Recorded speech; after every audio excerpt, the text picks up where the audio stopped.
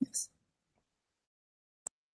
Good afternoon, ladies and gentlemen. On behalf of the Secretariat of the European Parliament Intergroup on Climate Change, Biodiversity and Sustainable Development, I'm very happy to welcome you to today's event on how cutting methane emissions quickly can slow global warming.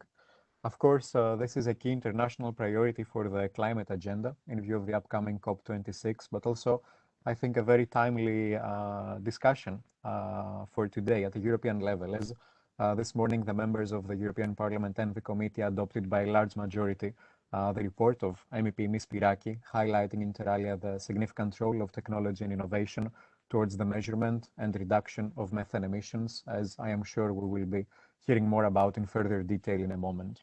Before we kick off today's event, I would just like to take the opportunity to thank MEP Ms. Spyraki, European Parliament Intergroup co-chair, rapporteur on the EU strategy to reduce methane emissions, and also host of today's event, as well as colleagues from EDF, the Environmental Defense Fund, for kindly organizing today's webinar. Just before passing the floor to Ms. Spyraki, I would like to let you know that today's discussion will be moderated by Ms. Dagmar Drogsma, Assistant Vice President for European Strategy and Engagement at EDF. At the same time, as we are very interested in hearing more from our audience as well, I would like to invite participants to send us your questions during the event. For that, you can choose the Q&As box at the right hand of your screen, choosing the All Panelists option. Within your question, please make sure to also note the speaker to whom your question is best addressed, so that we can assist and facilitate a fruitful discussion to follow. So once again, thank you very much for joining us today. And without further ado, Ms. Spyraki, the floor is yours. Thank you very much.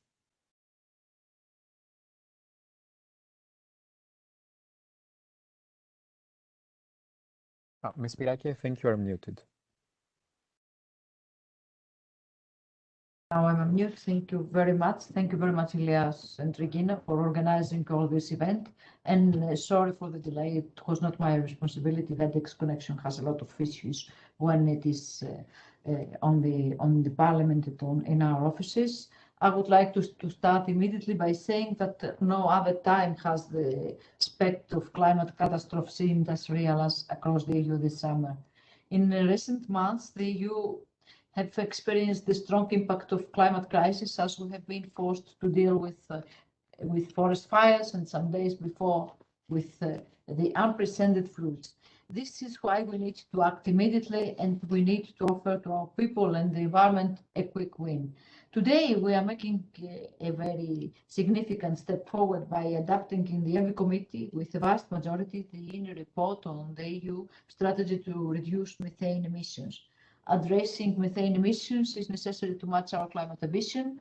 Global community has to address this as a matter of urgency. As the President of the Commission, Ursula von der Leyen, has already said, we should take the opportunity to discuss at the next COP26 meeting in Glasgow and to set a clear roadmap calling for other global players to do the same. In addition, as the President of the Commission said, we have to boost the Methane Reduction Alliance, which, just to refresh our mind, the Global Alliance to significantly reduce methane emission in the oil and gas sector by 2030, or Global Methane Alliance, brings together governments, financing institutions, international organizations, and NGOs, industry to support ambitious methane emissions, the methane reduction emissions from the oil and gas industry.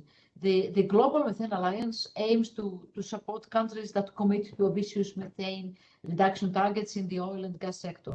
This is an initiative that we fully endorse here in the European Parliament, in the EU as a whole, and fully support. The EU should play a leading role in the global level, and methane is the second biggest contributor to climate change after CO2. It is also a potent local air pollutant causing serious health problems.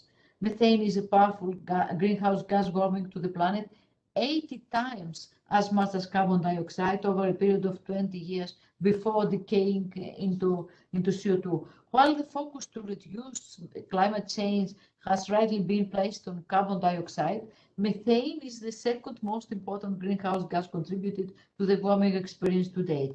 More than half of global methane emissions stem from human activity in three sectors. As I have already mentioned, it is the energy sector, it is also the waste and the agriculture. In this framework, it is important to proceed with an ambitious revision of our environmental legislation. In the energy sector, imports account over 4/5 of the oil and gas consumed in the EU, and most methane emissions associated with oil and gas are occurring outside EU borders. That's why we must explore regulatory tools on fossil energy inputs, develop methods with important and partner countries to align our efforts, and secure a UN-based pathway on methane before the end of 2021, if it's possible. In the meantime of reaching a global agreement, we have to work together in order to proceed with bilateral agreements with these exporting partner countries for oil and gas especially. A strong, independent, and significantly rigorous monitoring, reporting, and verification system, the so-called MRV, is central to address methane emission. It is necessary to provide credible data, identify issue and deficient measures, and assess the progress achieved. A mandatory MRV system would also improve member states' reporting to the United Nations Framework Convention on Climate Change. It is also important to have a strong leak detection and repair program. It is a critical element of the EU strategy to reduce methane emissions and achieve the EU climate and environmental goals. We also have to support the establishment of an independent international methane emissions observatory in partnership with the United Nations Environmental Programme, the Climate Clean Energy Coalition, and also the International Energy Agency. We have also the agricultural sector, as I have already mentioned, as one of the main emitters. We should encourage innovation. We need to incentivize our industries and to facilitate our SMEs in order to adopt the best practices and available technologies and to reward the front runners. We must ensure that proven cost-efficient innovations are quickly implemented in the EU and integrated into EU agricultural policies. In this regard, we must be particularly ambitious in the agriculture sector in parallel with the common agricultural policy.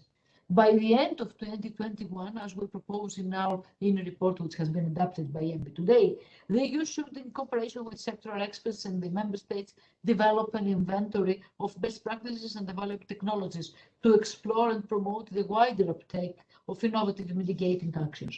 These actions should have a special focus on methane coming from enderic fermentation. And in this regard, we have to establish a framework which incentivizes and rewards farmers along with the entire value chain, and especially front runners for their efforts. In the waste sector and the waste management, the EU should continue to tackle unlawful practices and provide technical assistance to member states and regions in order to increase the implementation of the existing legislation. We face a lack of implementation in various member states, including my home country, Greece. So we have to facilitate, encourage, and incentivize member states in order to bridge the gap. We should also help the member states and regions stabilize biodegradable waste prior to disposal and increase its use to produce climate neutral, circular, and bio-based materials and chemicals, and divert this waste towards biogas production. In the review of the landfill directive in 2024, by the end of our mandate, the EU should consider further action to improve landfill gas management, minimize its harmful climate effects, and harness any of its potential energy gains. Closure and aftercare procedures of landfill cells are key to reducing leakages, taking into account the entire life cycle of landfills. We must provide specific incentives suited to each member state, not something that is suited to all, and to ensure separate collection of bio-waste to the maximum possible extent, including by encouraging public-private sector cooperation. Reducing methane emissions now will avoid nearly 0.3 Celsius degrees of warming by 2045. The immediate implementation of methane reduction measures from human sources of methane could reduce methane emissions by as much as 45% by 2030. That could vastly reduce the formation of and exposure of ground-level ozone. It is time to act now, and this is my motto. By reducing methane emissions, we can get a quick win for protecting our people, our citizens, and the environment. Let's do it. Thank you very much for organizing this event today. Thank you, Ms. Spyraki, for your welcome remarks. And you touched on a lot of issues there that will come back in the questions today and in presentations, I expect. So thank you for the introduction. We'd like to move on into the program, and we now have a presentation from Dr. Elisa Occo.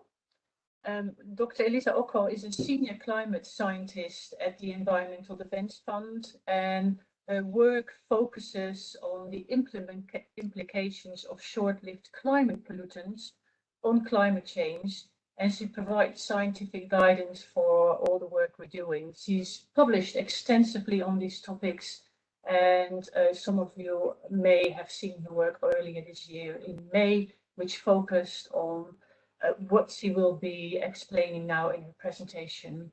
So, Elisa, I hope you are ready for your presentation. Because I think Elisa has problems with the sound, actually. Sorry about that. Regina or Elias, is there anything you can do to help? Yes, Dagmar, we're trying to solve the problem, but she seems to be connected. Just the microphone and the cameras are off. So I will try to call her bilaterally, but I think we can move already to the first panel in the meantime. Okay, let's do that. So then we do go to the first panel members, and the first panel will focus on the EU policy toolbox and also how to leverage the latest technology. I'd like to invite Ms. Kitty Mitrai for her introduction and also focus on the question that she will address in her introduction, which is what are the key policy tools the EU can leverage to achieve quick methane reductions. So please, Ms. Mitrai, feel free to take the floor. Thank you very much, Dagmar, and I hope that you can all hear me well. Very good. At least for the moment, the connection seems to hold. So thanks again for inviting me to this event, and thanks also Honourable Member Spyraki for heading the way and for leading on this, for us, very, very important file. I mean, we really thank the Parliament for all the support that we can get, and also for the own initiative report on the Commission's methane strategy, because this is very important for us in order to raise awareness about the methane problem, the problem of methane emissions, and to build momentum for further political and legislative action in this field. So I'm not going to come back on the importance of tackling methane emissions. I think Ms. Spyraki has been extremely clear why we need to act and why we need to act now. I will just really quickly summarize what we plan to do in the different sectors of methane emissions. So the EU has been quite a bit of front runner in the waste sector. So our methane emissions from the waste sector are lower than the global average. And this is thanks to the legislation that we have put in place at the time. So what we're looking now is to properly enforce this legislation and also to evaluate the framework, whether any further improvements can be made. But we, so to say, have the fundamentals in place in order to act without any delay. When it comes to agriculture, which is the biggest sector, of course, the emissions are also there the most diffuse. But as you also said, Dagmar, and Ms. Spyraki also said, and I understand that this is also one of the conclusions of the study, there are many good practices and many actions that one can take, even if in a not a legislative way, to address methane and to reduce methane emissions in the agricultural sector. There are win-win solutions when it comes to use biogas, develop biogas also for sustainable gas production, but also other additives and other ways to reduce the methane emissions intensity of the agricultural sector. And let's come now to the energy sector, which is the sector where Europe is a bit lagging behind to some, or at least some of its international partners. which is actually the sector, so the oil and gas sector in particular, which has the highest cost-effective potential to abate methane emissions.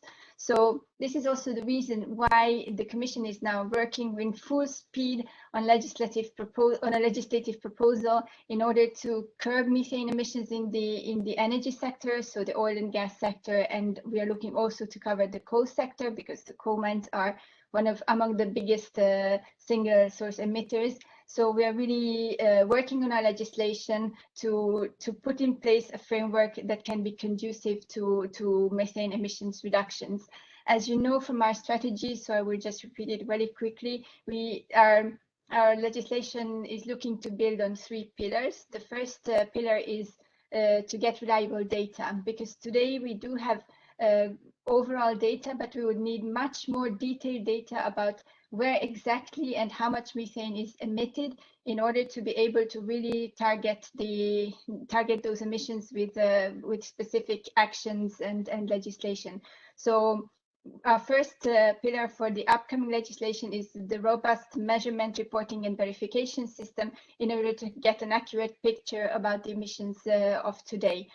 And this challenge is huge because methane emissions compared to CO2 are much more diffuse, and they can be emitting at any place and any moment of the value chain. So we definitely need a better and more accurate picture about emissions, on the details of our emissions. But of course, we don't want to wait with abating those emissions until we have the perfect data. And there is action that we can do in order to start immediately the reduction. So no regret measures such as leak detection and repair and action on venting and flaring in order to reduce methane emissions in those fields. So we are looking also into that, in how we could be legislating about that as announced in our methane strategy. But then, of course, this is just the starting point, because as we will get more accurate information, hopefully with the measurements, a more robust reporting, and of course building on existing initiatives like the oil and gas methane partnership will also supply us with more accurate data. We can then also look further whether other mitigation actions can be taken. And then the third pillar of our strategy is to look how we can influence and reduce global methane emissions, because of course there's the emissions that are emitted within the EU, but of course we are one of the biggest and the biggest gas importer, but we are importing also a substantial amount of oil. And in that context, we also have to look at the emissions that have occurred in relation to the production of these fossil fuels that the EU is currently importing. So on that, we have 2 main strands of action. So the one is, of course, diplomatic outreach, and I'm very happy to say that we have reached a good diplomatic momentum in cooperation with our key partners, and notably the United States. We have launched together a global methane pledge, which is a starting point to really engage the global community to sign up for methane emission reductions. We have seen also in the G20 context that methane has been discussed by the ministers of climate and energy, and we are looking to the G20 summit end of October. And of course, there is the big rendezvous, the COP26 ahead, where we hope also to really get important international commitments on methane abatement. So we are also looking to enhance transparency in the international context. So of course we are looking into we have supported and we will be supporting also financially the implementation of the International Methane Emissions Observatory. And there I understand a speaker in the coming panel, Manfredi, will tell us more about how it is ongoing. And we will also use the available technologies that have already been mentioned, like satellite technologies, in order to really increase the knowledge and the data. So we will be also looking how the European legislation can contribute to the international action. What are the measures that we can translate into legislation in order to give the right incentives for methane emissions, not only within the European context, but also in relation to the fossil fuels that are consumed within the EU and that have not been produced in the EU. So all in all, I would like to really thank once more for the Parliament's report, the ENVI report on the methane emissions. And all I can say at this stage, we are working full steam on the drafting of the legislative proposals, and we are looking forward to continuing the excellent cooperation with the European Parliament and also with all the key stakeholders. Thank you very much. Thank you, and thank you for your very helpful introduction. We now move to Gunnar Ansins, who is the mayor of the city of Liepāja in Latvia, and forgive me if I pronounced that incorrectly. Gunnar is also rapporteur on the EU strategy to reduce methane emissions for the Committee of the Regions. So really a very appropriate speaker to say much more about what local governments could do to ensure ambitious methane action reductions in EU regions. So please, Gunnar, take the floor. Hello, I would like to say, Dagmar, thank you very much indeed for pronunciation of my name. Each 100 person is making a mistake, but you are just excellent. But coming back to the main discussions, the aim of this event, I would like to say, is a bridge, the latest climate science and possibilities solution. At the same time, it's having time to global perspective on the methane. I would like to stress the word global perspective, as EU accounts only for 5% of global methane emission.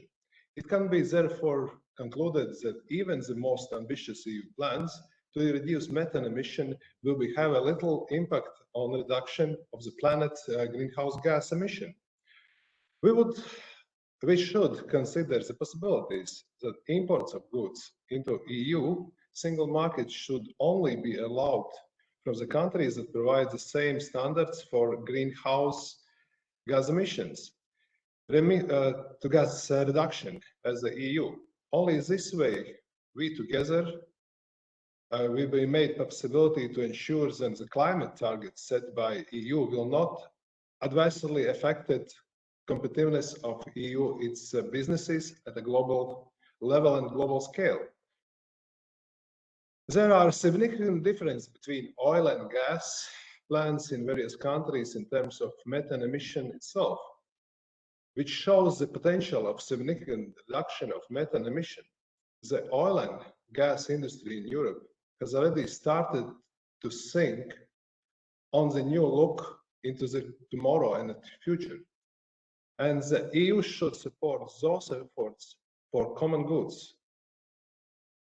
Therefore, I would like to say everything is our hands, at national hands and local hands. And of course, we as a city administration is trying to go forward for greener cities, for greener Europe itself. This is my wish to all of us. Thank you very much indeed, and I will be ready to discussion in a panel. Thank you, Gunnar. And a couple of the things that you mentioned start to be quite a big theme, I think, in this discussion, which is about sort of action in the EU, but also, how to deal with gas that comes into the EU. So I would expect there may be some questions from the audience, coming back to that as well. We move to Ms. Alessia Verone. She is the Government Affairs Manager for the Clean Air Task Force, environmental NGO that is very active in the methane agenda. And so in her work, she provides the Clean Air Task Force work with the EU institutions on methane, but also topics like hydrogen, carbon capture and storage. So Alessia, can I give the floor to you, please? Thank you very much, and thank you for the invitation to this panel. So yes, methane is really one of our core world topic, and as it was mentioned, the main reason for that is that it has a huge global warming impact. About half of the 1 degree global rise in temperature since the pre-industrial era can be attributed to methane. So it's very clear that we will not reach our climate target if we don't cut methane emission. And at this stage in climate change, it's not only about preventing climate change, but also about slowing it down. And with the Fit for 55 package, the Commission came up with a lot of measures to address greenhouse gas emission. But we need to keep in mind that CO2 remains in the atmosphere for very long. And so at first, what we will see is just the CO2 accumulating slower in the atmosphere. And it will take time to have an actual impact on the global warming process. On the contrary, since methane emission is very short-lived in the atmosphere, by cutting methane emission, we can really slow down the pace of climate change. And that will be very important to avoid some of the tipping point in climate change and to give us some time for the CO2 measure to start delivering on their goal. So methane is really important if you want to address climate change. And we do realize that policymakers have that in mind. We saw it this morning in the Parliament, and we are very much looking forward to the regulation from the Commission. And for us, we believe that to have an effective regulation on the methane emission from the energy sector, we need to see several elements in the legislation. We need to have very strong MRV and LDAR requirements. We need a ban on venting and flaring, and we need measure on imports. So on MRV, as it was mentioned before, if we want to have effective measure, we need to have a clear view on the emission and where they come from. So this is going to be important when we want later on to refine the measure we adopted. On LDAR, with the technology that already exists, we can cut emission very fast and at very low cost. So with the current technology, it will take about 3 to 6 hours to survey a seed and to identify the leak from the seeds. And if we have quarterly leak survey, we can cut the leak emission by 80%. And if we have monthly one, we can cut it, the number go above 90%. So that's something that we can do very fast and very cheaply. We also need to keep in mind on LDAR that we will need to have a clear time frame for repairing and reserving. A colleague of mine is currently documenting methane emission in Europe, and for several of the leaks that we identify, companies were aware of the leak for over 1 year and still didn't plan to fix it in the near future. So it would be really important to have a clear time frame that could be of 5 days for most of the leak and could be up to 1 year for the leaks that require the shutdown of the whole facility to be fixed. So that's on LDAR and MRV. We also need a ban on venting and flaring. I think that the Commission itself in the strategy, I acknowledge that it has a huge impact on climate change and methane emission. So a ban is very clearly needed. And that should also come with a list of specific exceptions where it is allowed, for example, for safety reasons. And that ban should also look into the venting by design equipment that needs to be progressively phased out.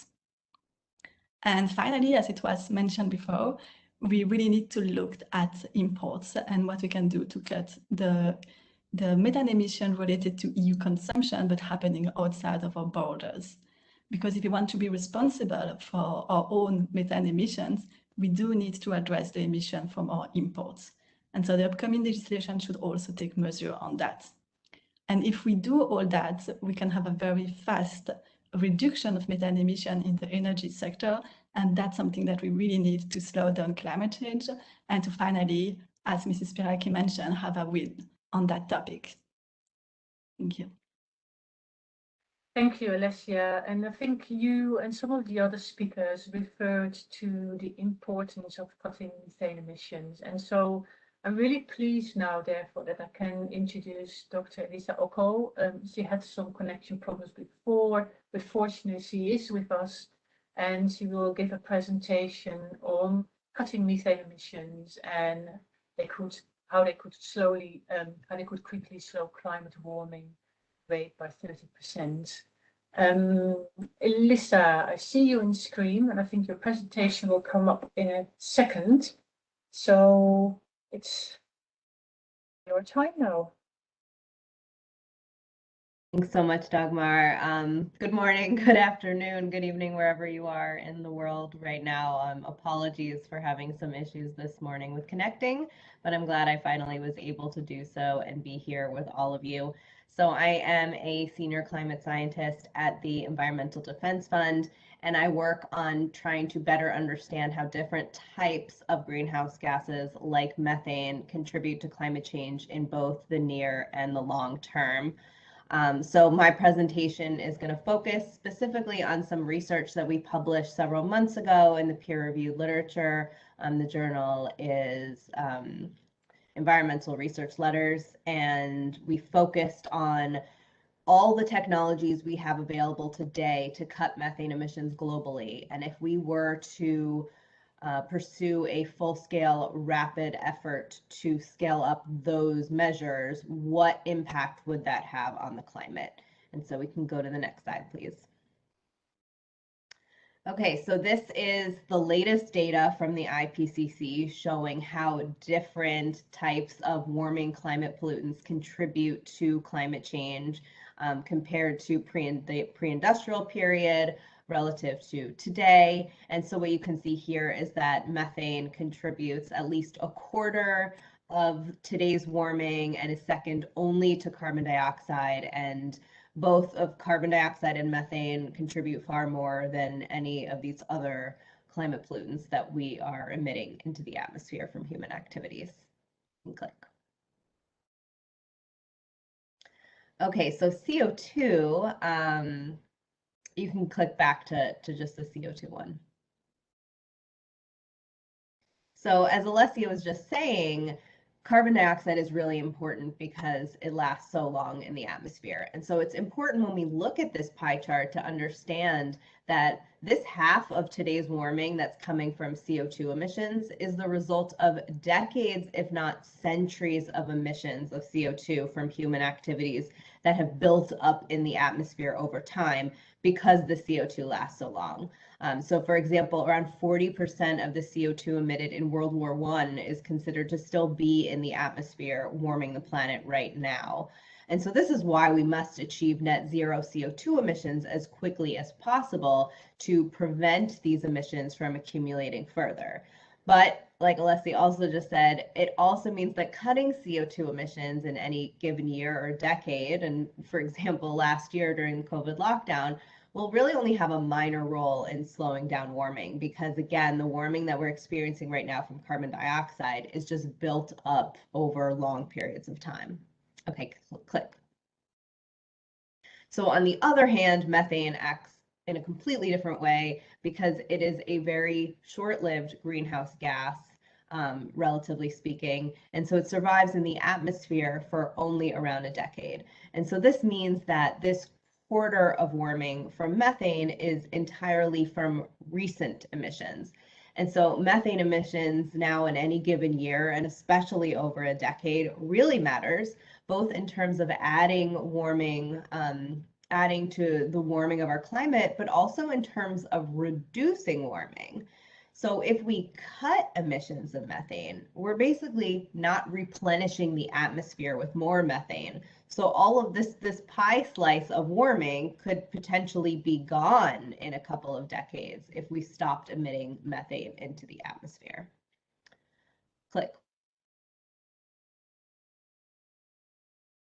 And so the issue, though, is that we are not on track to be cutting these methane emissions and thus the warming. We are on the opposite track. And so as many of us know, the amount of methane in the atmosphere has been accelerating in recent years. We've seen concentrations higher than they've been in nearly a million years. And they have, like I just said, they've been accelerating. So they're getting higher faster. And this figure here shows several projections of future methane emissions in the absence of further actions to cut methane. And so there's a range in where we expect methane emissions could go, but overall we see that if we don't take action, we expect these emissions to just keep increasing, and we are generally on track to double emissions by the end of the century as populations grow and develop. And so we rely on the sources of methane more and more. All right, next slide, please. So fortunately, the good news here is that there are numerous strategies available today to cut global methane emissions from all major emitting sectors, many of which are affordable. And it is possible, it's not easy, but it is possible to deploy and scale up these measures globally over the next 10 years. So if you can click, please. So here is a picture of what methane emissions in 2030 could look like from human sources if we don't deploy these actions. I understand the text is small, but basically what you're seeing are all the sources, the major sources of methane emissions from human activities projected for 2030 relative to one another. The colors are color coded. So basically the green colors here are agriculture emissions, which account for around 40% of what we expect emissions will be in 2030. Another 40% could come from energy. These are the orangey colors. And so that's mostly from oil and gas, but also from coal mining. And then we have around 20% coming from waste management, which is in the blue colors, and that's mostly landfills, but also wastewater. And so if we click, methane emissions from agriculture are the hardest to reduce, particularly from livestock. Thankfully, there are a lot of new technologies on the horizon. Some of them are far along in approval processes. These are called feed supplements. They can suppress methane production in a cow's gut. And these types of technologies that are recent developments are really changing the game in terms of how much methane we think we can reduce from livestock. And so then there's also a number of ways to just improve how we manage livestock manure and rice paddies that could slash emissions and don't even really require new technologies necessarily, but just employing some of the best practices that are available that we know work. For example, with rice paddies, that would be improving how we manage the amount of water that we use when we flood the rice fields. Okay, click, please. So cutting methane emissions from the energy sector is the largest and cheapest opportunity to cut methane today. Methane, as most of you know, is the main component of natural gas. Natural gas can leak when extracting any type of fossil fuel from underground, and especially when you're moving the natural gas around, such as through pipelines. But the majority of these leaks can be fixed with existing strategies, with many of them for no net cost, because the cost to implement the measures balances out the profit from saving the gas in many cases. And so a colleague of mine once said, and I love this quote, that it's not rocket science, it's plumbing. And so fixing these leaks can be as simple as tightening a valve. It's honestly more of a challenge to find these leaks than fix them, but our ability to detect these leaks has rapidly advanced in recent years. And so now we have new satellites that will be able to identify where the methane is emitted from and how much is emitted. And so that will really help us find these leaks, plug these leaks, and cut emissions from energy sources. All right, next slide, please. Okay, and so finally from waste, there are a lot of opportunities to capture methane from landfills and use it to produce heat and electricity, which can also be very cost effective as well, because you are being able to produce a product from the methane that you capture. And also there are techniques to improve wastewater treatment as well. And so if you want to click, basically if we were to go back one, please. So if we were to add up the abatement potentials for all these methane sources, we find that we could cut methane emissions in half from human activities. 40% of those reductions would come from oil and gas measures, which just shows how important that oil and gas sector is to this overall total of cutting methane emissions. And then if we add up the abatement potential for measures with net zero cost, which is not shown specifically on this chart, but if we were to do that, we could cut emissions by a quarter, with 80% of that potential coming from the oil and gas measures. Okay, now we can move on to the next slide.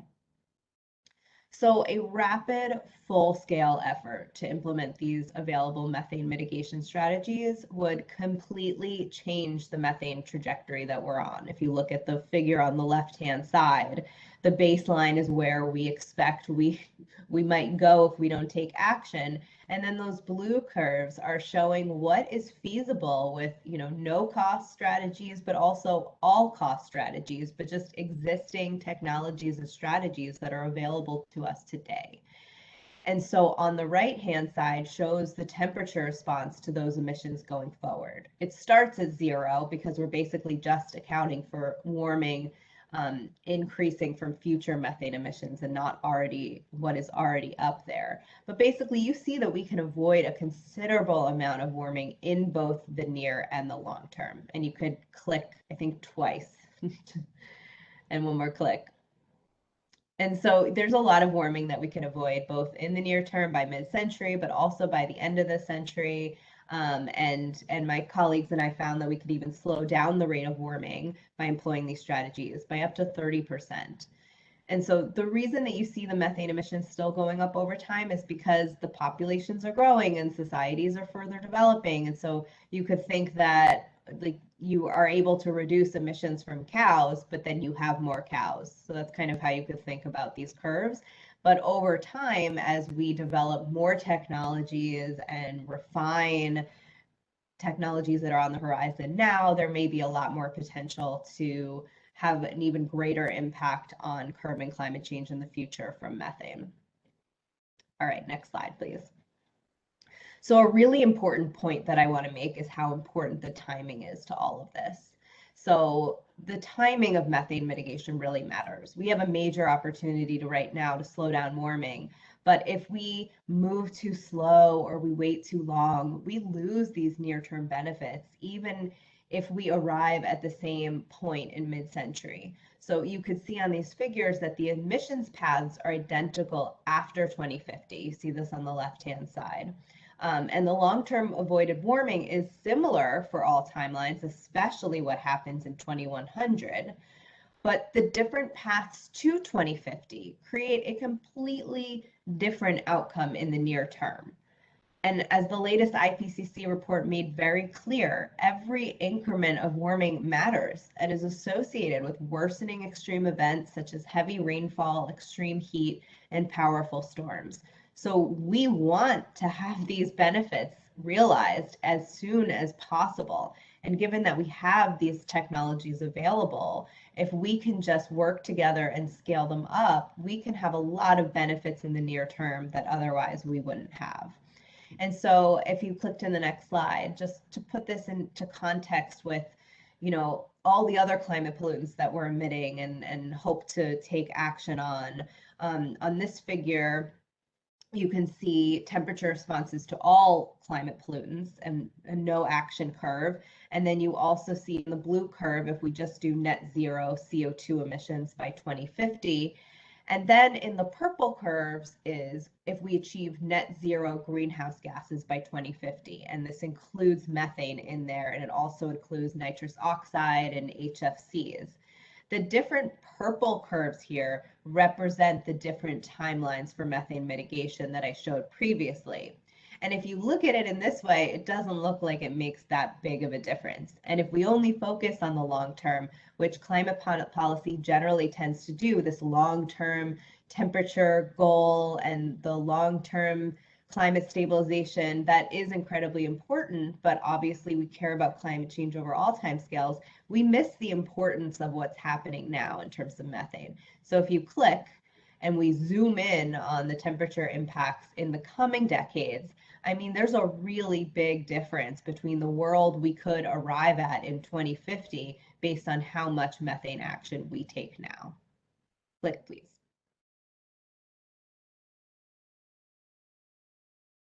You can click.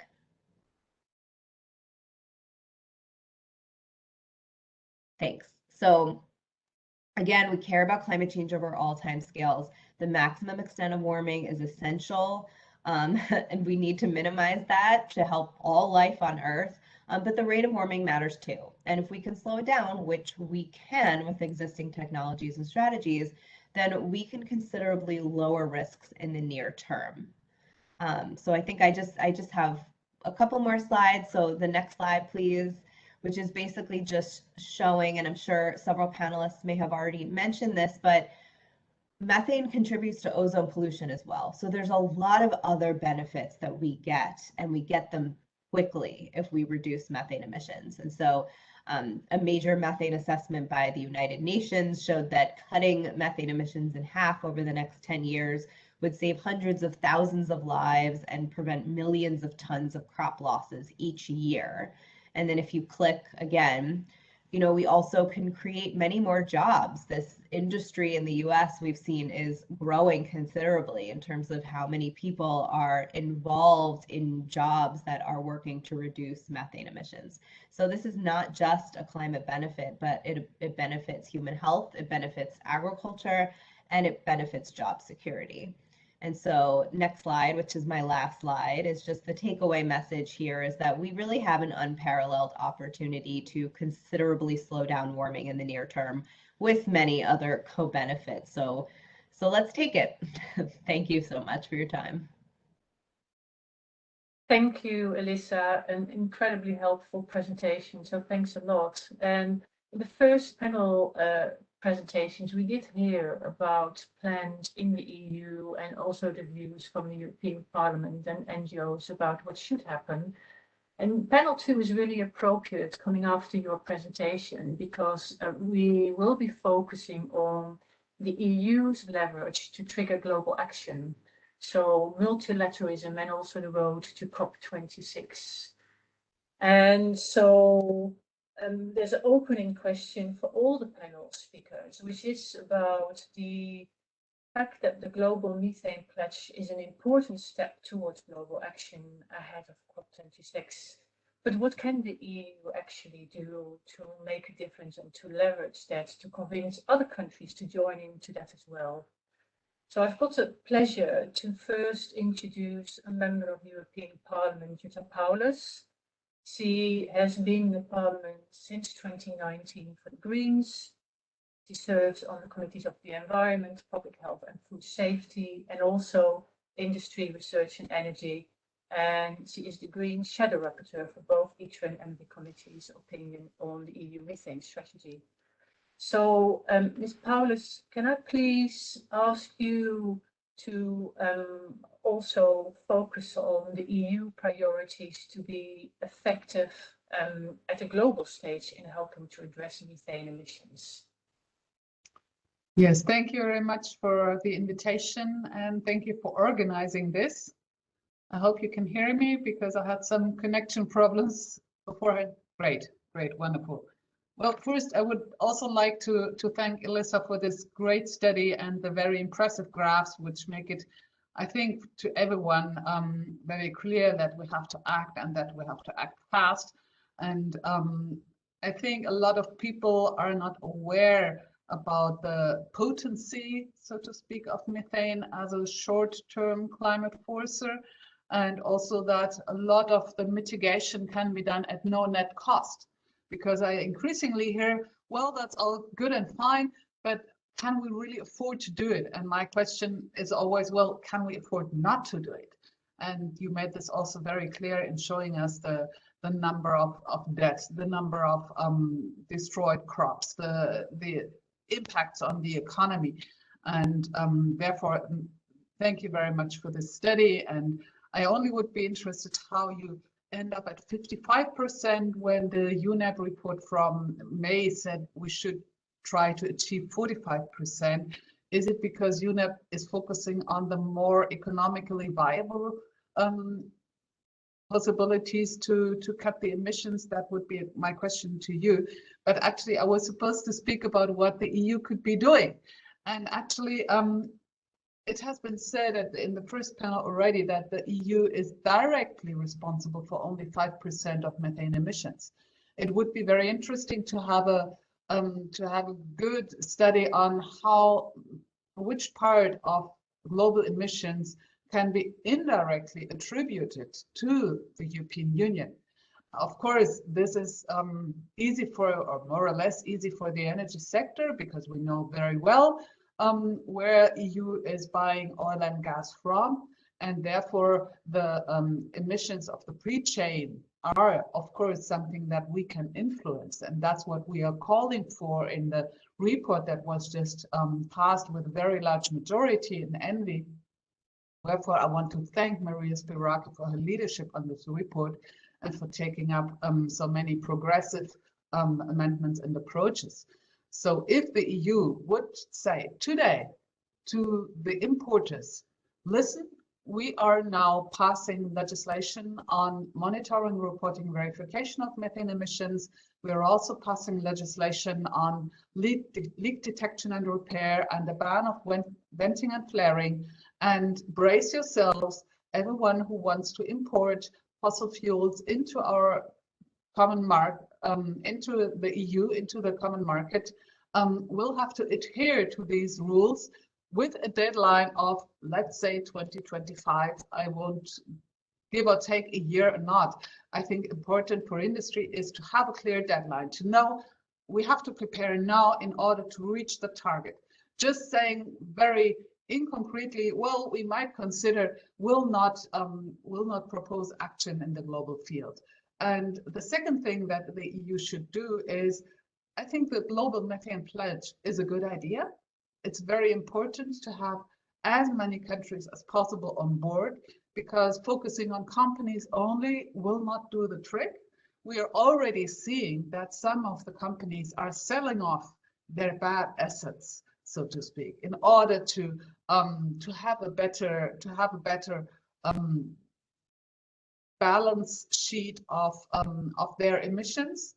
But if, for example, Shell or BP or Conoco or whoever says, okay, we might not be able to further import our goods to the EU because of the methane emissions, so let's sell it off to a company that doesn't care because they don't export into the EU. Then that doesn't necessarily help. Therefore, I think we need this double approach, targeting companies with this, let's call it import regulation, but also targeting members, targeting countries to join this global pledge and to put pressure on the companies on a national scale. The only real criticism I have on the global methane pledge is, of course, that the target should be at least aligned with the target that United Nations Environmental Programme mentioned, because we need these 45% to, it was really well visible in the graphs, to really cut those 0.3 degrees Celsius in the 2040s. And frankly, one last point at the end, I think our climate perspective, our long-term perspective, is not too long. On the contrary, I mean, I will become a grandmother next year, and my grandchild will probably be alive in 2100, or potentially be alive in 2100. So it's just the next generation that we're talking about, and we're only looking about to 2100 and no further. We're not talking about what may happen in, let's say, 2400. How far will sea levels be risen by then? What are we doing in our plants? For example, in Germany, we're right now searching for a depository for our nuclear waste from the nuclear power plants which will be shut down by the end of next year. But in trying to find the best space, it is vital to keep in mind that climate change will not stop in 2100, but that it will go on. And of course, all our infrastructure should be thought about in this dimension. Thanks a lot. Thank you, Mr. Paulus. And yeah, you covered quite a few aspects there in terms of company action, country action, but also a question about the level of the global methane pledge. And I think it's very appropriate, therefore, now that we move to Manfredi Caltagirone, who works for the United Nations Environment Programme and is a Program Management Officer at the Energy and Climate branch there. He leads UNEP's work on methane emissions, and He will focus on the question on how the EU can further support data collection and global action through, for example, IMEO. But I'm afraid I don't want to really put you on the spot, but I will do it anyway. There was the question from Ms. Paulus about the 45% reductions, in contrast to what Dr. Ockel mentioned, 55% by 2050. Do you have an answer to that question? Good afternoon, and to start with, and thanks Dagmar for the introduction and putting me on the spot. Indeed, yes, I can try to give an answer. I think it's a matter of baselining.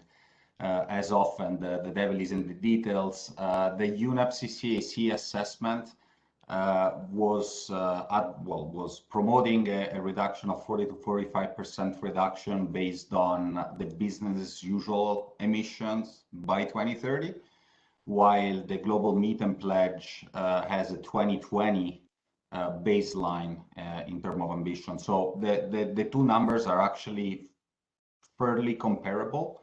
The 30%, the 30% is a little short of the 40-45% that the CCAC UNEP Global Methane Assessment was calling for, but it's kind of comparable, and I can provide additional information if to Ms. Paulus, of course, if she's interested. Including put her in touch with the colleagues in the CCAC Secretariat that are being responsible of the development of the global methane assessment, and can certainly can elaborate on this point.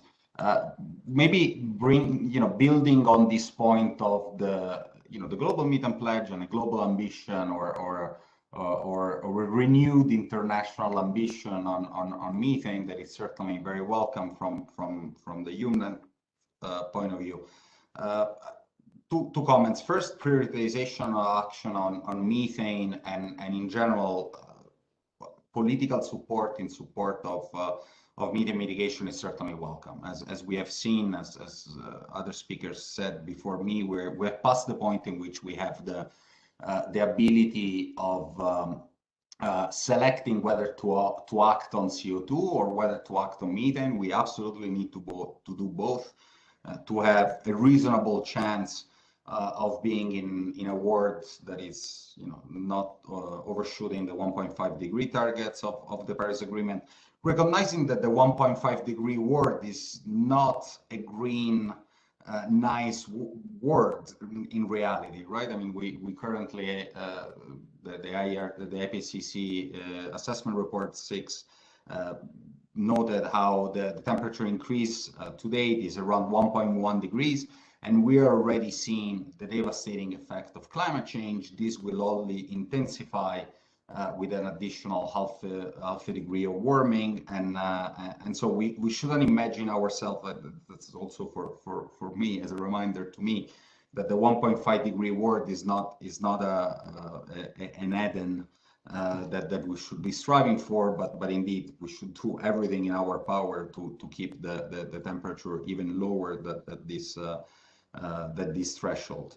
The second point I would like to make is that absolutely we know enough to act. That's been said also repeatedly, but we also know that, and Elisa has mentioned how important it is to act fast, and to be able to act faster and to be able to act to the scale of the climate that the climate crisis requires us to.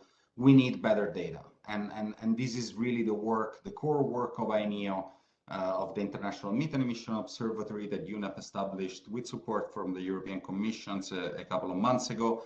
And the idea here is really, without getting into details, is really to integrate sources of data at the highest accuracy and granularity possible, and to connect this data with operational experiences by the companies, regulatory experience and capacity by governments on the producing side, as well as the consuming side, and in general the larger stakeholders, the larger group of stakeholders that is engaged in this methane ecosystem. The third point is that indeed consumer countries matter. a lot, as the Member of Parliament Paulus mentioned. The European market, the European Union is the largest single importer of natural gas, and indeed has an opportunity, especially working with other consuming countries such as Korea, such as Japan, such as China, to really set the standard that can globally increase an action by producing countries, even without the need of engaging the governments where and the national authorities where the production is located. And we know how difficult in some countries might be to promote regulatory actions. And in general, I mean, we see how regulatory capture happens not only in developing countries, but also not only in developing countries, but also in developed countries. So indeed, there is a higher risk of that happening in a country where institutions are less solid than in other places. And so really the importance is, from our point of view, and this is the work that IMEO is doing, is really to integrate different approaches and use the approach that is most appropriate to the specific producer, this producing country, this producing company, and to make sure that the efficiency, that there is a gain in efficiency in the system. So to actually reach the level of mitigation that we need to reach. So for the oil and gas sector, where the most potential is, the IEA, Christoph will talk just after me, but in their net zero roadmap, they assume a 75% reduction of methane emission by the end of the decade, so quite significant, most of which is actually increased efficiency rather than reduce production, but I'll leave him to talk about this. So to reach this very high level of reduction, we need to have, again, more information, and we need to be able to use this information in a way that is catalytic, depending on the different actors that we're trying to influence. And this is the work that we're doing with the European Commissions, with the different part of the European Union, with member states, with other international organizations and NGOs, and we hope to be able to work with more of you in the months to come. And thanks, Dagmar, and looking forward to the discussion.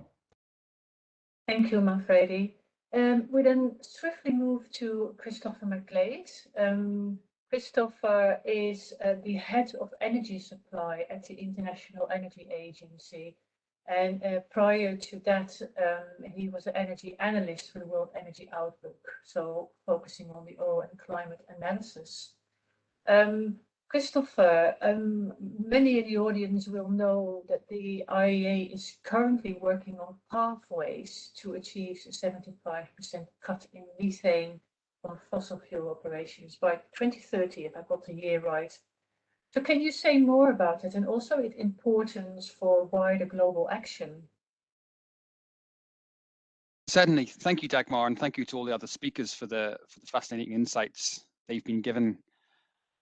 By way of context on the 75% number, which has been mentioned, we released a report a few months ago, which looked at how the global energy sector can reach net zero emissions by the year 2050. And this is, roughly speaking, what is needed to be in line with the Paris Agreement temperature goal of 1.5 degrees. And as well as reducing CO2 emissions, a key part of this pathway was securing a 75% reduction in methane emissions from fossil fuel operations. And since we published that net zero roadmap, we've been asked by a number of governments, by companies, and by other stakeholders on what is needed in order to achieve this overall reduction in methane. And we're in the process of finalizing a report that looks at the practical measures that can be undertaken by countries and by companies to secure this 75% reduction. But let me just be clear on one point here, which Manfredi mentioned. As part of the net zero roadmap, we will have a reduction in fossil fuel demand and fossil fuel consumption. But actually, the larger portion of the reduction in methane emissions that we have in our pathway comes about from the explicit deployment of methane emission reduction measures. To put some numbers on this, about 1/3 of the reduction comes from reduced fossil fuel consumption. About 2/3 of that would come about because of efforts on reducing methane emissions intensities. And there's a number of different policies that can be introduced to reduce the methane emissions intensity of oil and gas. And indeed, many of these are existing and have been tried and tested over the past number of years. This includes things like mandating leak detection and repair requirements, imposing technology standards, or indeed banning all non-emergency flaring and venting. And all of these sorts of measures and policies can be put into place even as efforts continue in parallel to improve data quality. But what is also needed is that a broader coalition of countries and companies needs to come together. The Global Methane Pledge was a great step forward in terms of firm commitments on reducing methane emissions, but we need to broaden that coalition out. In fact, we estimate that less than half of the methane emissions coming from fossil fuel operations today comes from countries that have made strong commitments on methane. So we need to broaden that coalition to make sure that we can cover all sources. We've heard on a number of occasions today already that these countries often aren't responsible for a large amount of emissions themselves. However, from their imports, they can influence methane emissions that occur outside of their jurisdictions. And so that's why we need to see a broader coalition. I'll finish just by saying the report itself is going to be published next week. The aim of that analysis is to provide some insights for decision makers in the run-up to COP26 and beyond that. But I'll just finish by saying the recent policy and technological advances we've seen are a real cause for optimism in this area. But now is really the time for countries and operators to come together to commit to tackle this issue. Thank you, Christoph, and that's a very clear message that you are giving out there, so thank you. We're now coming to the part of the session where two members of the European Parliament will give their reactions from what was said so far. And we first start with Marcos Ros Sempere, who is a member of the European Parliament for the Socialists and Democrats. He is on the Committee on Culture and Education, on Legal Affairs, and also involved in employment and social affairs. So, Marcos, can I give you the floor?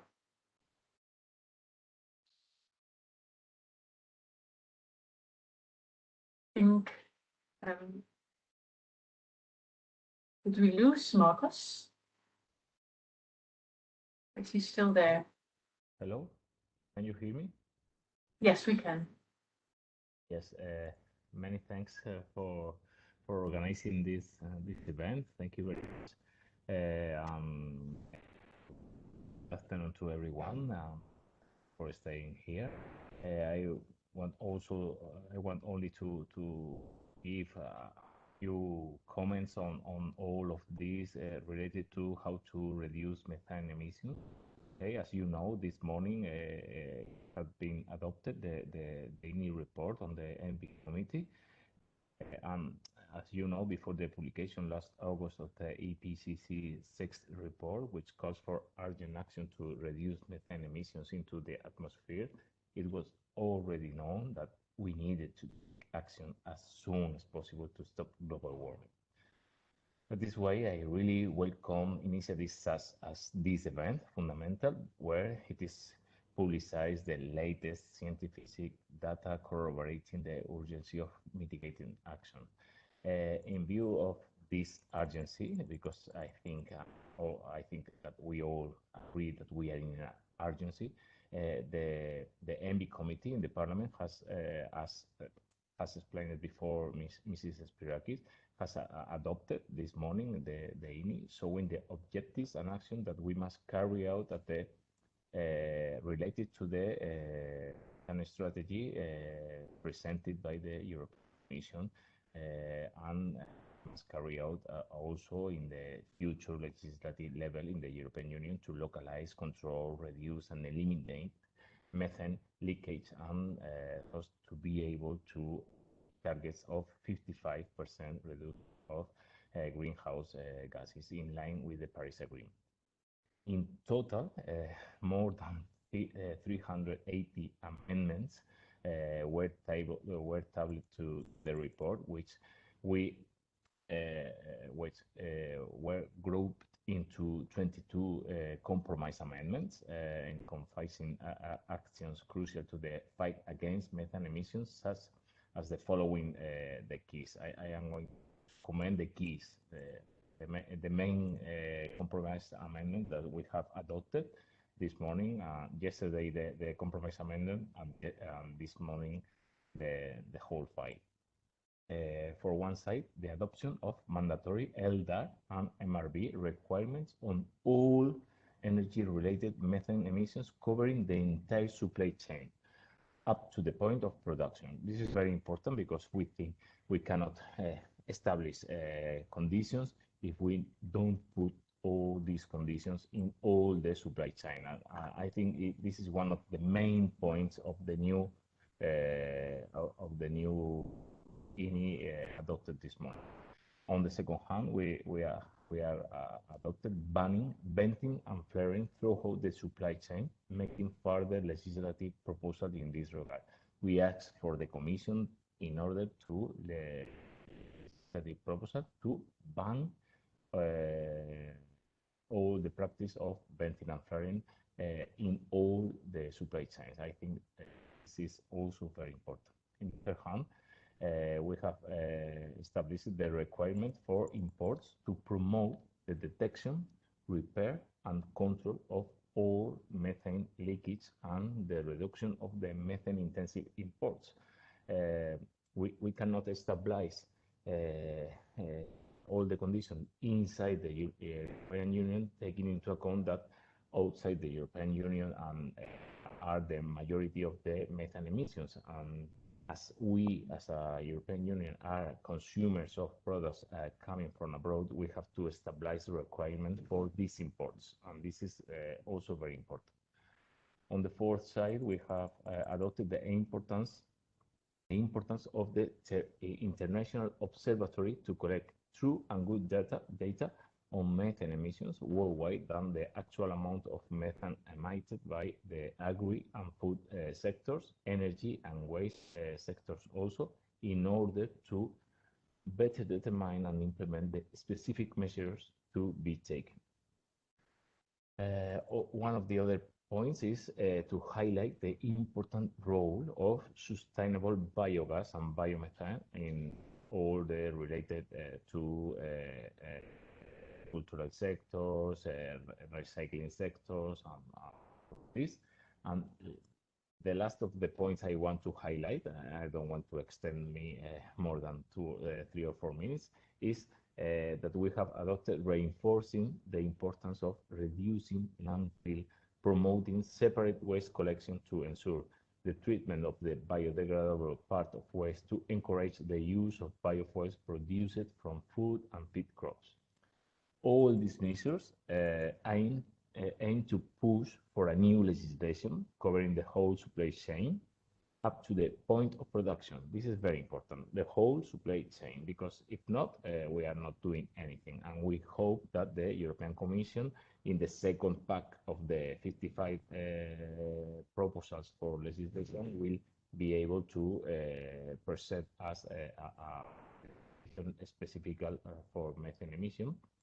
We also want that it is in all related sectors, namely in the energy, but also agriculture and waste sector, following the sector mentioned in the European Commission proposal, but also in other downstream sectors such as petrochemical, which also contribute to methane emissions. And I am finishing.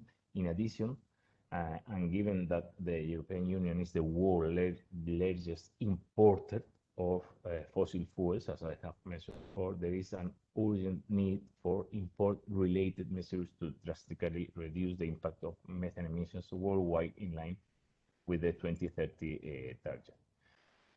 Finally, I want to say that I am very pleased to be able to participate in this panel today, to be able to learn firsthand, and thanks to all the panelists, the results of the latest scientific studies published, which demonstrate the urgent need for rapid and concrete action in the related sectors in order to reduce the rate of warming by up to the 30%.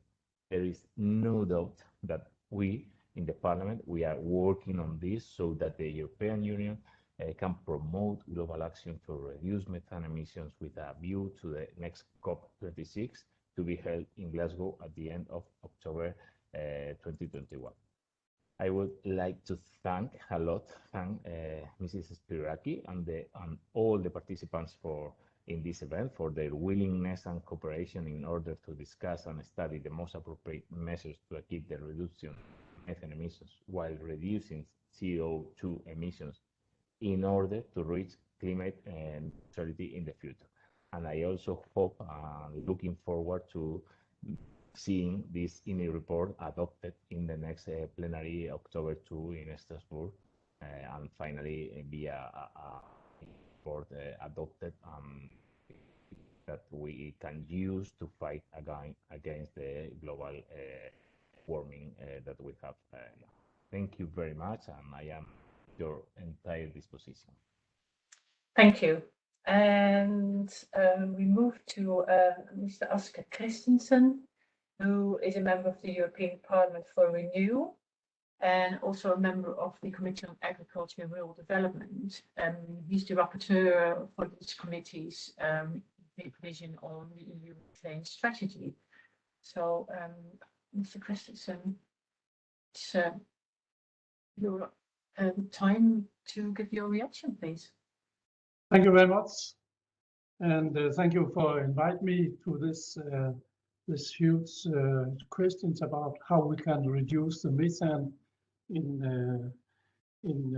totally in farming and also in the energy sector and most other things also.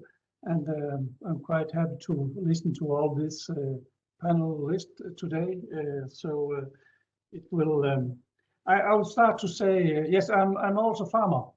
I'm dairy farmer in Denmark, and I have 650 dairy cows. So I know a little bit about how we reduce the methane. In the last 20 years, we have developed a lot of our farms in a couple of years. So I have some first-hand experience about that, and therefore it was also very pleasant for me to be a rapporteur for the agri opinion about methane. Methane reduction is very, very important because if we make a reduction today, we can see it tomorrow. It's very, very important. Also in politics, we have some results we can find for tomorrow already.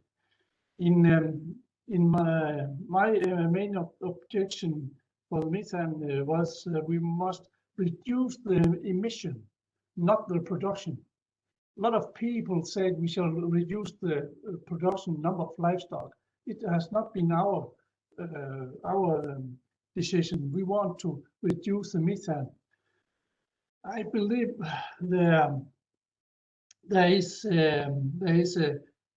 we can active massive methane reduction in our sector with new innovation and new technology. I am quite optimistic because when I get this rapporteur, we have meeting with a lot of universities, with a lot of companies, with a lot of people that know something about how we can reduce the methane. So I'm quite optimistic. And I know also we need to use all the tools in the toolbox if when we shall reduce the methane. For example, feed additives to the cows. We know already now from a university we can reduce methane cows with 30%, 30 to 40% if we give them feed additives. But of course, we must be sure is the milk okay, is the meat okay, or after we use these feed additives. So there is a lot of research still on this way. And what my friend Mark said a little bit before, there is a huge potential in biogas also. I am looking very forward to biogas because two things. Well, one thing, we shall use all our organic matter in the society and in farming to new renewable energy. It's very important we take care of all organic waste to new renewable energy. And after the biogas, there are also been we have a technical process with sorry, I forgot the name. It will come. Where we can reduce the CO2 emission also. Biochar, that was, sorry, biochar, where we can reduce the CO2 emission also. And I am, but I said I'm quite optimistic, and I am looking forward to all this tool we shall use, and also I feel we have get a good report in the ENVI committee today also, and I look forward to the work in the future about methane reduction of the methane and not the production. Thank you very much. Thank you, Mr. Christensen.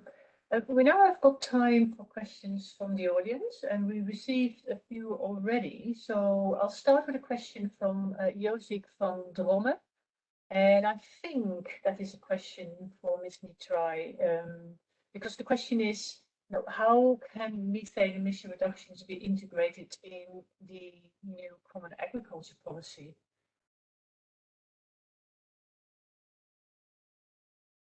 Thanks, Dagmar. But here I would actually need my DG Agriculture colleagues who know the CAP process much better than us. But what I can say at this stage that indeed we are in close contact with them, and they are running the CAP process. And indeed, they are looking into ways of how the CAP and the financing through that can help setting incentives also in that range, and especially of course when it comes so I saw also another question on the role of biogas and how we can incentivize the production of biogas, which is of course very important also in not only in the agricultural sector, also in the waste sector, as it is correctly mentioned. And there we are indeed designing a framework, and that maybe goes a bit beyond what we do in the methane framework specifically, but we have to see how all the Commission proposals interact together. And in the Fit for 55 package in July, we have just adopted an amendment to the Renewable Energy Directive, and the Renewable Energy Directive sets incentives and sectoral targets as well for renewable energies, and of course renewable gases, in particular biogas, play a very important role in that. So in several sectors, biogas can provide a good decarbonization option. So the Renewable Energy Directive sets targets, so in order to pull in these new gases that can be produced in agriculture and the waste sector into the market. And we are preparing also for the end of this year an upgrade of the market rules for the gas markets in order to facilitate exactly this transition, the decarbonization also of the gas sector, to prepare the gradual replacement of fossil gas by renewable gases such as biogas as well. So we want to upgrade the market rules to allow these new gases to compete on an equal footing and to enter the market and to take up their potential that they can deliver in terms of decarbonization. Thank you. And I saw, Ms. Spyraki, you raised your hand, so I don't know if you would want to add anything to that. Yes, of course, the representative of the Commission has already set the framework, but I would like just to say that it is not time to reduce the agri-production. It is time to to proceed with innovation, adoption of best practices, and also to incentivize farmers in order to adopt the new technologies. There are a lot of mature new technologies to facilitate them in order to transform the methane emissions into biogas, and we have to provide them the technical assistance and the knowledge they need in order to adapt. Thank you very much. Thank you. A next question comes from Bertrand Vallet, and it's a question to Elisa Occo. Can you say a bit more about what the sources of methane from wastewater are taken into account in your data? Are they leaks of storage or processes? Yeah, sure. So thanks for the question. When you have organic material in wastewater, you can think of that as like kind of sludge that gets decomposed by bacteria. And when there's an absence of oxygen, that's when the chemical reaction ends at methane, and the methane can be released into the atmosphere. If there is a presence of oxygen, which certain treatment plants provide that so that you can ultimately decompose organic material and produce CO2 as your end product as opposed to methane, it's much better for the climate. In a lot of developing countries where they don't have wastewater treatment centers, for example, and you have different types of sewage systems and other places where wastewater congregates, that's where you can just create an environment where bacteria can easily decompose organic matter. It ends up as methane and it's emitted into the atmosphere as methane. Thank you. There's one more question from Mark Johnston, and it's a legal question, Kitty. It's basically asking what the legal basis for the proposals in December will be. Will it be Article 192, 194, perhaps both? This is something that I cannot reply to at this stage, because these are exactly also considerations that we are having right now, and we are of course discussing with our lawyers and the legal service. So I simply cannot tell, because we simply have not yet decided. But I'm always a bit amazed because of course that is a very precise legal question, and me not being a lawyer, I'm always a bit more kind of what is the substance that we want to achieve, and then we check which is the legal basis that is more suitable. But of course, I understand that for lawyers, the question is posed other way around. What is your legal basis? And that would predetermine what we can or cannot do based on that legal basis. But we're approaching it from the other side, so we try to come up with measures that can work. And then we see which legal bases are the right ones for the measures that can work. Thank you, and that's a helpful explanation. And I can just reassure you that I'm a lawyer by profession, but I would do it that way around as well. That seems more logical, doesn't it? But there you go. Are there any other questions from the audience? Because there's still time for one. If not, then we would move to concluding the webinar. So I'll give you a little bit of time, but Ms. Spyraki, just know that we may be asking you very soon to draw concluding remarks from the webinar. Thank you. Thank you very much for your time, your participation, and of course your valuable data that you have already provided to our audience. I would like just to conclude with three arguments that I think that they are very important on the way to Glasgow. The first one is that we can already face a wide consensus when it comes to the European Union and when it comes to the parties that in the European Parliament. We have voted in favor with vast majority to our INI report in the ENVI committee, which is it is a majority which is consists of EPP, SD, Renew, and the Greens, and also the left. So it is a very important step forward. It sends a clear message to the plenary that we are ready to adapt. The second issue is that we are very ambitious in this INI report. We are trying to set the scheme in order to have a global agreement in Glasgow, in order to have a global agreement in principles on how can we reduce methane emission. And at the same time, we are asking the EU to speed up. To speed up in order to tackle climate change and in order to reduce methane emission from all related sectors and not excluding anyone. It is the energy sector, it is also the agri sector, and it is also the waste management. But we have to manage. And by saying this, the third issue is that the global agreement, since the global agreement will be on the table, we have to act as a global player, and I mean in the European Union. That's why we call the Commission to proceed as soon as possible with the legislative proposals for reducing methane emissions from 3 different sectors, taking into account the different situation that it is now standing on the member states and also on the different sector. But we are trying to create a framework which is adaptable, which is realistic, and which is also ambitious in terms of tackling climate change. We need to reduce methane emissions in order to have a quick win, in order to reduce the temperature in the planet, in order to explain to our people that our legislation has an immediate impact to their lives. Thank you very much once again. Thank you. And with that, we will conclude the webinar. I'd like to thank all speakers for their valuable contributions and also questions from the audience. This is not the last time I think we will be discussing methane. There is still a trajectory to go to, and I guess everyone is waiting to see what happens at COP26, and hopefully many more countries will subscribe to the Global Methane Pledge. And I think with that, thanks a lot and see you. Bye-bye.